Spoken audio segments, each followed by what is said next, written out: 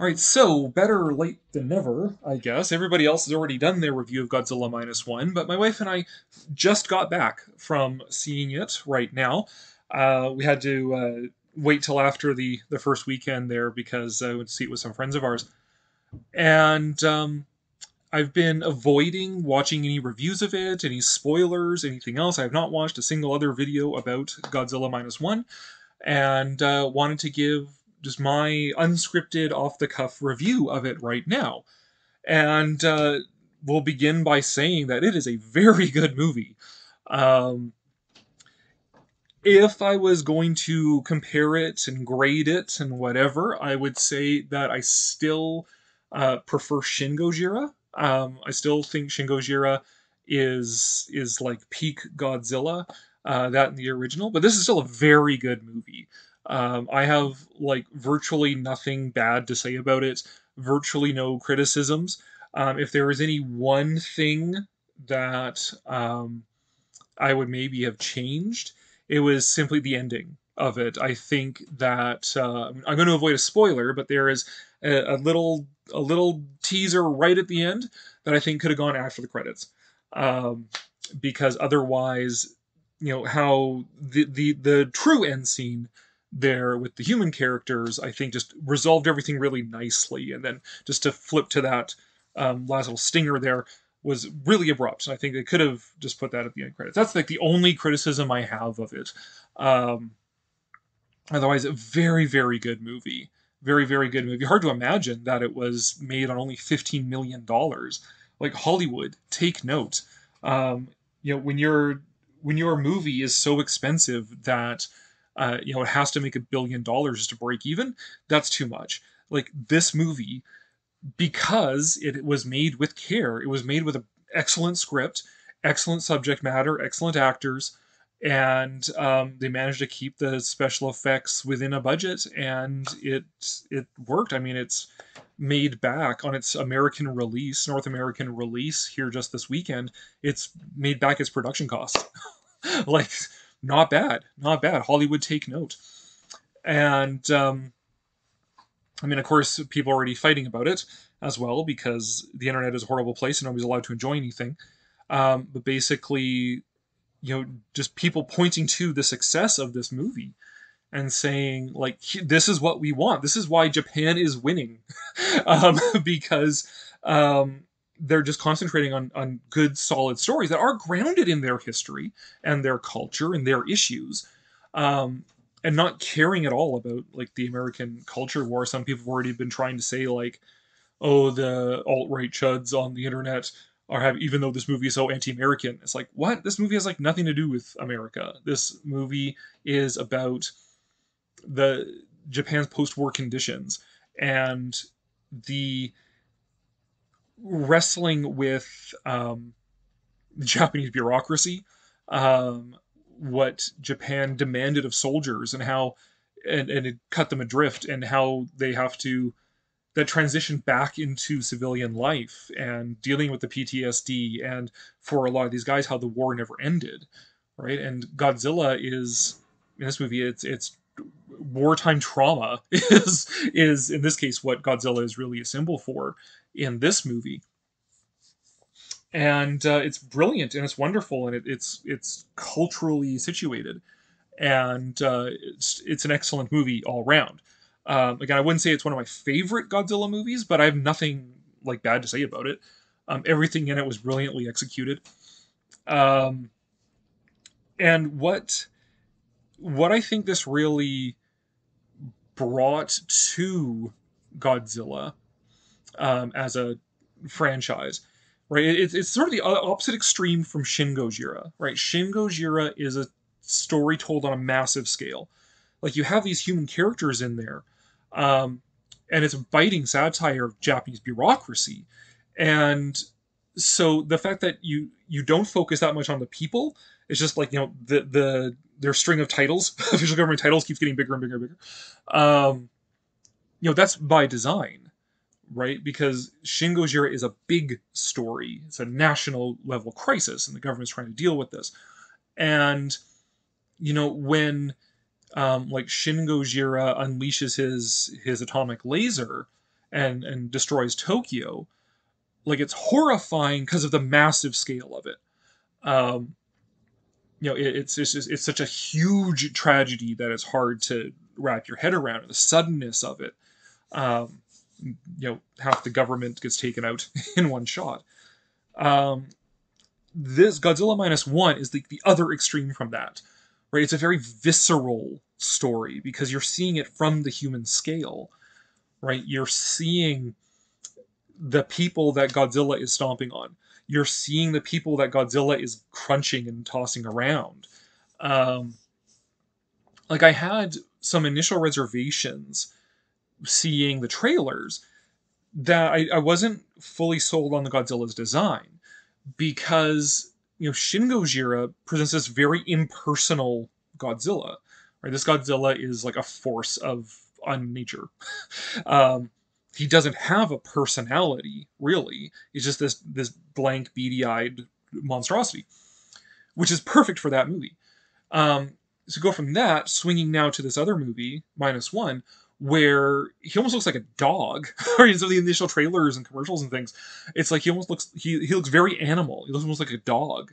Like my dog-in-law, I have seen those expressions in her face, and so I was a bit like, oh, it's a bit personal of a Godzilla, but it actually works when you see it in action because it's terrifying in a different way, to see like this very personal Godzilla like hunting you down, right? Like that scene at the beginning where the little minesweeper boat is out there inspecting the destroyed American battlecruiser, and then Godzilla starts chasing them, and that is a terrifying scene. Like I was gripping my wife's knee. Um, because it's a different scale of Godzilla, right? We're used to Godzilla romping and stomping around cities, destroying like mass destruction, right? Which reaches its apotheosis in Shin Gojira, where it's just this massive scale of destruction that it's hard to focus on any individual thing. Whereas this, it's like Godzilla is chasing you, and that is terrifying. um, we're seeing it from the scale when Godzilla is stomping through Ginza. We're seeing like it starts with the crowds and pans up to Godzilla, and then you see Godzilla stomping down on people. That very visceral, the very human level. So it's terrifying in a different way, right? In Shin Gojira, it's terrifying because of the massive scale. It's sort of almost like the vertigo of the infinite. Like it's so big that it's terrifying. Whereas in minus one, it's so small. It's such a narrow focus that it's terrifying. Godzilla is chasing you. When dude is flying around in the plane, Godzilla is snapping at him. Like that is terrifying. Have Godzilla's personal attention is terrifying. And then the human drama actually worked as well. It does have a bit of a flaw. What I saw as a flaw in like the MonsterVerse movies, like Godzilla 2014. Where it's like, can you take out the human action, transplant that into a different story, and it would still be the same, right? So in 2014, you pluck out that family and you put them in a movie about a typhoon or about a hurricane or about an earthquake, and it would still be the same movie, right? One man must get back to his family, blah blah blah. So there's a bit of a worry there, but it was done very very well in this. For a couple reasons. I mean, it's you viscerally feel it when Noriko pushes our protagonist out of the way of the shockwave from Godzilla's blast, and then she gets swept off. Like you feel that, like that's again that narrow focus, that visceral narrow focus. But what makes that human drama, even though it is somewhat separate from Godzilla's attacks, because it's really a post-war allegory. I'll talk about that in a little bit. What pulls it together is that it is such a uniquely Japanese story. And goes to why the United States has never really made a good Godzilla movie, is that this movie is about post-war Japan. this movie is about the wartime experience and losing it and what it cost to lose that, both on the social scale. When you how you see Tokyo having been devastated by the fire bombings, and then Godzilla stepping in as a living atomic bomb. Um, so you see it on that social scale, but also on that personal scale, right? As our protagonist is dealing with PTSD from the war, and his failures to do his duty, even though his duty as a kamikaze pilot was absurd. Um, but that it sort of all gets symbolized in how he wasn't able to pull the trigger on Godzilla's first attack on Odo Island at the military base there. Because it's not really big spoilers. I'm sure everyone who is watching this review has already seen it by now. Um, so you're seeing the effects of war, and then you have this family that gets created of like our protagonist and this random stranger who takes up residence in his house and the random baby that she is protecting. You have this family born out of the tragedy of Japan's loss in the war and becoming a new type of family, right? Symbolizing like a new Japan emerging from the ashes of the Second World War, literally. Um, and that's a far more interesting story than generic hero must get back to his generic wife in generic family that could be from any American disaster movie. Um, and that's something that my wife and I were talking about is that like why I mean it's one thing to say that you know that Hollywood has never made a good Godzilla movie because the United States has never suffered or leaned into a tragedy on the scale of the atomic bombings of Hiroshima and Nagasaki, or for Shin-Gojira of Fukushima. Right? Um, there's 9/11, which Cloverfield echoes certainly, but my wife observed that the United States they also can't do a story like that. They couldn't lean into something like 9/11 because that would mean admitting they lost something. I mean, we're Canadian, so there's this joke about the War of 1812 that up in Canada we say we won the War of 1812, and in the United States they say it was a tie because they lost. Um, to lean into that tragedy would be to admit to have lost something. Um, that America suffered something. America got a black eye. Um, that you had this tragedy and to come to grips with it. That's not necessarily Hollywood style. Um, even like like look at the MCU, right? They're manufacturing like a massively traumatic events, right? Like alien invasions of New York, half of all life getting snapped out of existence, um, and never talks about the effects of it, right? The heroes swoop in, they fix it, and now we're dead. We're good. All right, we won. Hooray! Whereas I mean, all Godzilla movies to an extent, but especially like the original and Shin Gojira and Godzilla Minus One, um, they deal with that experience of loss, of learning to live with it, to live with post-war Japan. One of the observations in Shin Gojira is that post-war Japan never ends. It's always post-war Japan. Um, so like it's beyond just that the United States hasn't suffered atomic bombings. In fact, the United States were the ones that did it. Um, but that United States has a real problem in its media with coming to grips with loss, because Americans don't like to admit they lose something.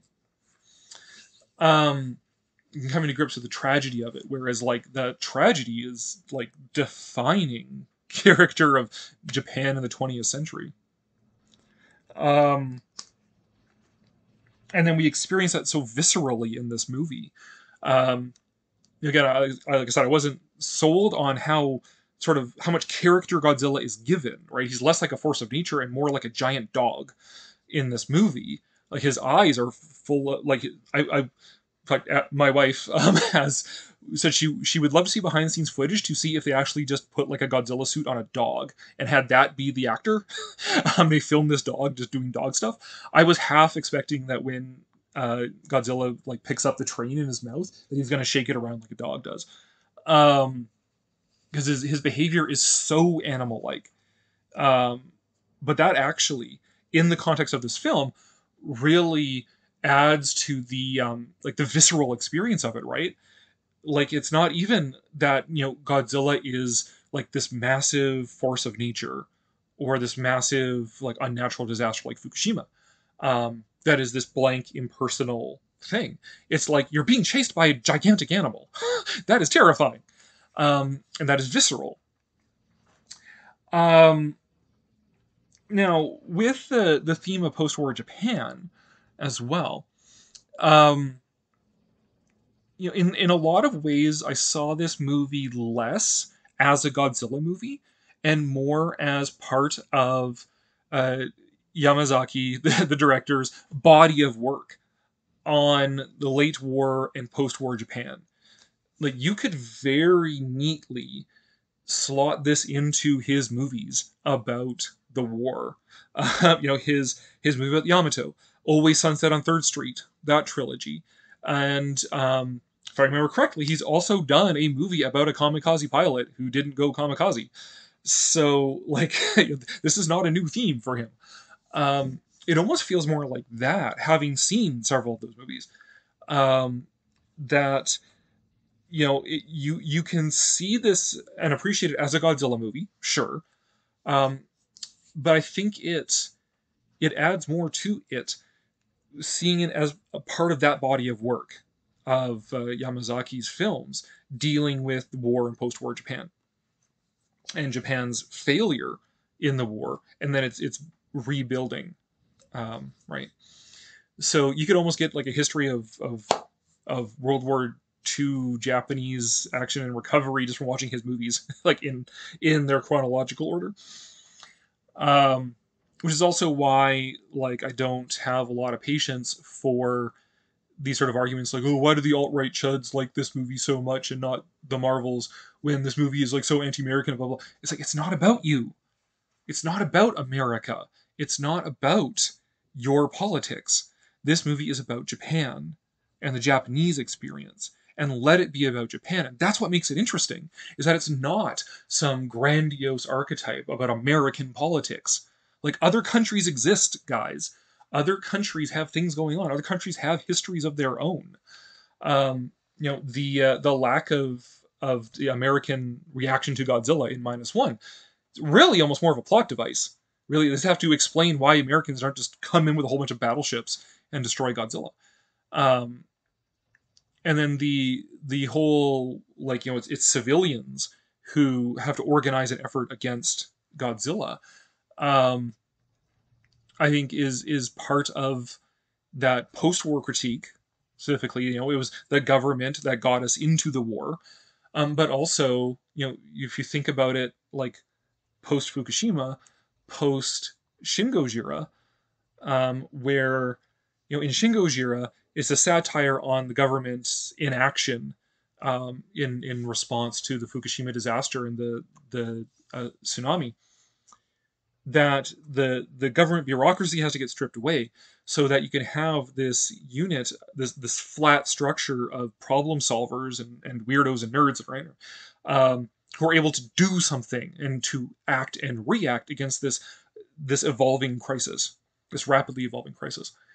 And you see that echoed in this film as well, right? That the power to do something active can't come from the government. It can't come from the bureaucracy. It can't come from the diplomacy of international relations, right? It has to come from the people of Japan themselves who are acting to face an evolving crisis. In this case, being Godzilla, which again can symbolize many things in this movie. It doesn't have any one message in this movie.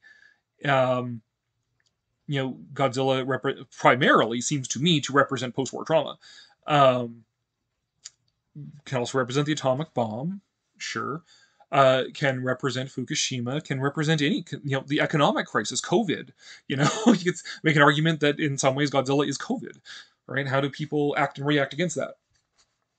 Any sort of crisis. Because it's about, in part, it is about how do a people relate to their society and their government after losing a war, World War II. And again, all of these big ideas are nested in a very well written, very well acted film with fantastically adequate effects. Like, a more accomplished VFX artist might be able to pick out things that were wrong, but from my viewing, like, it was fine. That was $15 million well spent. Hollywood, take note, right? Good, solid entertainment. Has solid entertainment value, has provoking themes, but they're not like political propaganda, right? What art is supposed to do in expressing the human condition, and in this case, expressing the human condition as experienced in Japanese history and in Japanese culture, and what Japanese people continue to grapple with today. Um, that's that's true meaningful, right? When you just have your political message and you craft your art to evangelize that message, that's propaganda, and that makes for weak art, weak entertainment. Whereas something like this is steeped in lots of ideas, and has lots of depth and lots of meaning, but it's meaning that's expressing the human condition, the condition of Japanese people having lost the war, um, their place in the world, what their society is going to be in the wake of World War II, in the wake of Fukushima, and so on. Absolutely brilliant movie. Just fantastic. Haven't graded it in total of where it would sit within my favorite Godzilla movies. As I said, I do still like Shin Gojira more, but I don't have anything bad to say about -1. This isn't a movie where, as I'm sitting with it, I'm thinking it's bad. Now, as I'm sitting with it, I want to see it again to get more out of it, to try and draw more out of what it's saying, and to watch it again in the context of Miyazaki's other films. Just a great movie, really. And I'm pretty sure this is the only movie I've actually seen in theaters this year. So, good choice. Good choice on my part. Um, and I definitely want to see it again. I'll probably buy a copy of it. I think that one's a guarantee. And what actually I hope is that this will spark interest in the director's other works, so that we might be able to get like actual, Blu-rays of Always Sunset on Third Street and his movie on Yamato and so on. Um, just yeah, just great. So those are some sort of my thoughts, my unscripted on point review here, having just come back from seeing Godzilla -1. I'm a little bit like, that I had my buy order shipped to me. It should be arriving the next day or two, because I hadn't seen Godzilla -1 yet, so I didn't pump any Godzilla -1 merchandise into my buy order. But might not necessarily be a bad thing either.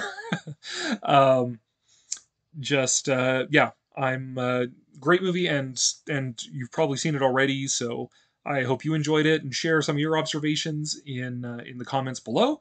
And we'll see you again. Who knows? I might have more thoughts about Godzilla -1 down the road, as well as I sit with it more, and do some more research on it as well. Again, this is unscripted. I haven't dug up a lot of background stuff on it yet. So more thoughts might come. We'll see. But otherwise, there we go. And like, share, subscribe, etc., so forth. And we'll see you around.